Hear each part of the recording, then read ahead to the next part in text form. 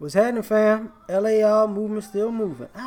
Book is entitled Lessons from a Non-Custodial Father at Amazon, Kindle, and Create Space. Link will be in the description box below as usual.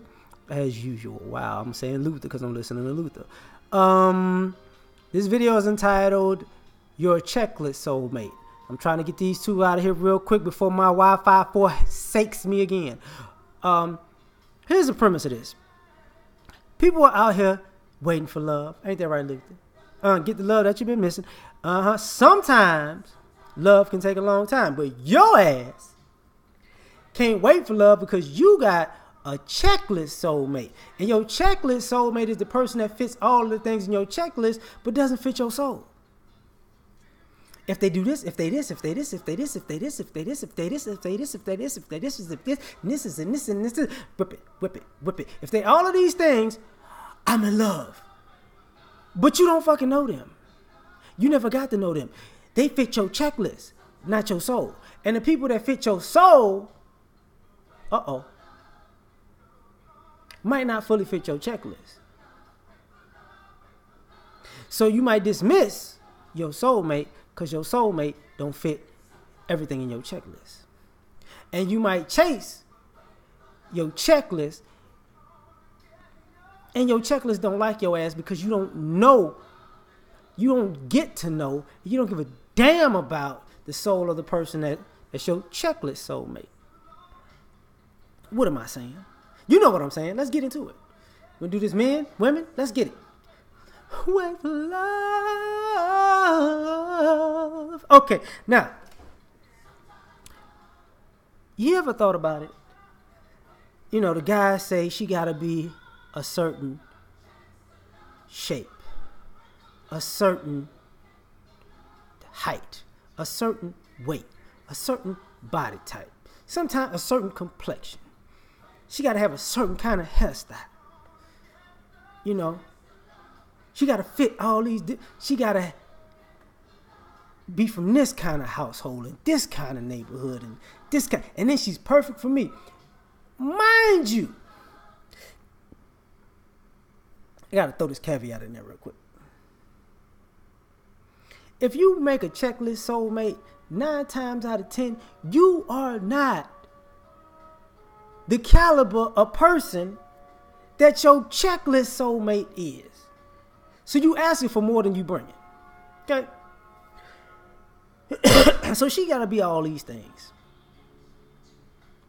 And if she all these things, oh, I love her. But then you wonder why you meet these people. Because what we don't want to say is, we all ask and ye shall receive. We all have met and dated and may even been in relationships and married to our checklist soulmate. And it didn't work. Why is that? Because y'all didn't get along. Why is that? Because you were in love with the checklist. Another thing. You know, ladies, you'll do the same thing. It's got to be a certain height, weight, build, complexion, status, finances, that thing. You meet the dude that fit all that, and you ain't on his level, but you want him to settle. And this is where it bites everybody in the ass that's looking for a checklist soulmate. Your soulmate didn't fit your checklist, and you wasn't checking for your soulmate because they didn't fit your checklist at a particular time. But you know what happened?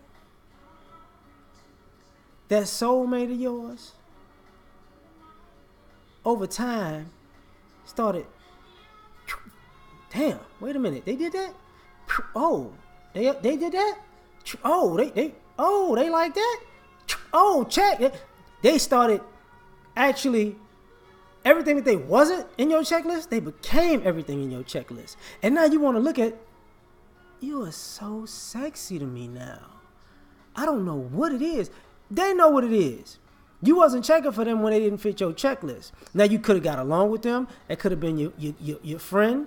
That could have been somebody who was right, who was down for you. That could have been somebody who was there for you in your good times and bad times. That could have been somebody who supported you, who cared about you, who went the extra mile to make you happy, but they didn't fit your checklist. So, now that they started to fit your checklist, I don't know why I ain't love you before, but I love you now.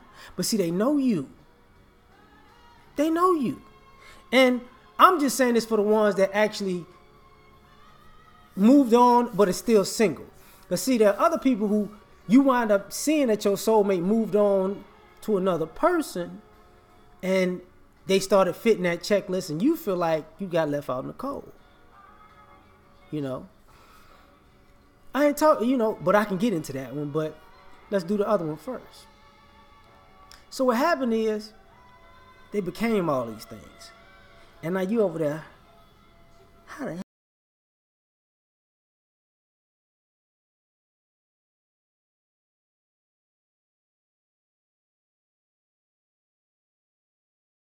Been a million years, and it's only been 3 years, so that's not a million. Shit. Can I just walk up? I love you now. Cause the jig is up, right? And then let's dig into this the other way.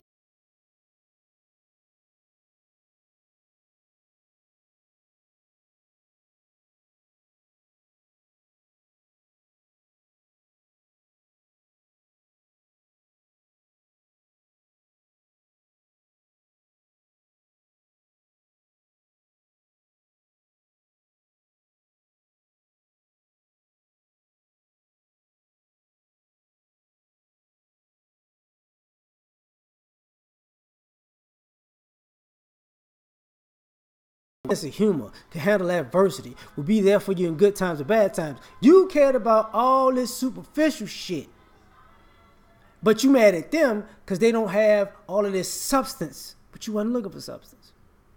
You wasn't looking for substance. Now, here's the problem with that. You're mad at them for not having substance, but you chose them because they had superficiality. That ain't their fault. That's your fault. Because you fell in love with your checklist. That's what happened. That's what happened. And then it's kind of one of those situations where, like in a different way. Like, I don't like overweight women, per se. The thing I don't like about them is I think that some of them are cute.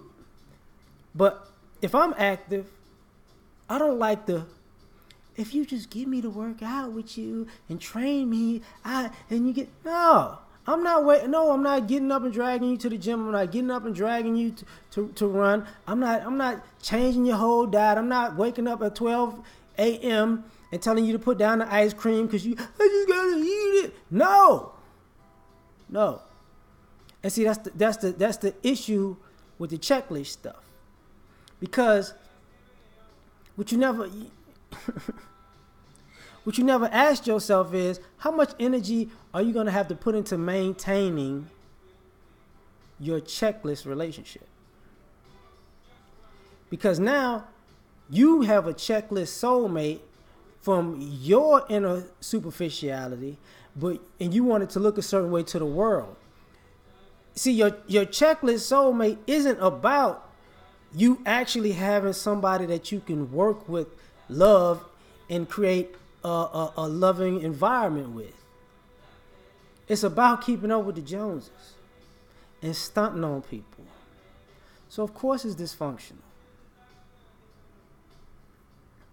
Because if your checklist soulmate lose a few things off of that checklist out of growth on an evolving or devolving, all of a sudden I don't rock with you no more. Why? Because you don't fit that no more. You need somebody that's good looking. Oh, they got in a car wreck, they got a scar across their face. Now you just not fine no more. You didn't care about them to begin with. See what I'm saying?